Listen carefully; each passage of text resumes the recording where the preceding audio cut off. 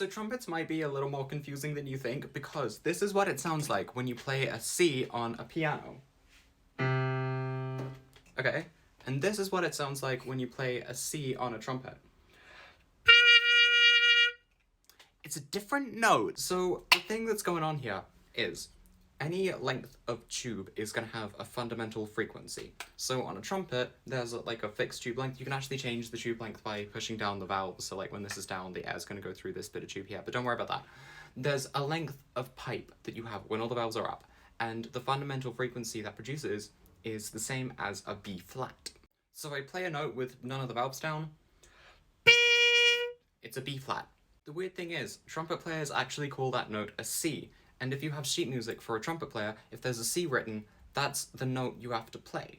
So yeah, that's kind of weird, right? You ask a trumpet player to play a C, they're going to play a note that sounds like a B flat. But there's actually a really good reason for this, because not all trumpets are the same length.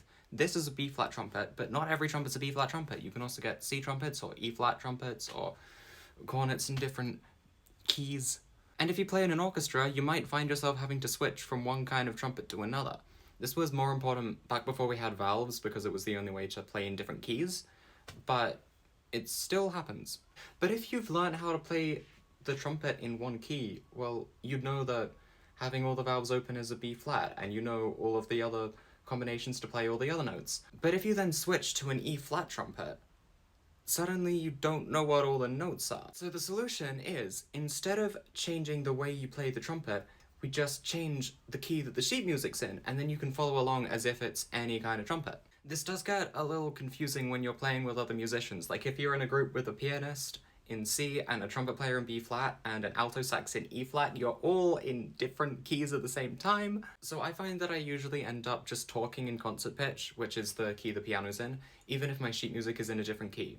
But sometimes I will have sheet music in concert pitch as well, and then you just gotta transpose it as you go, which sounds complicated, but it is something you kind of get used to. And I haven't even mentioned how inconsistent this system is. Like, trombones are also in B flat, but they don't transpose. So when you play a B flat on a trombone, it's actually called a B flat.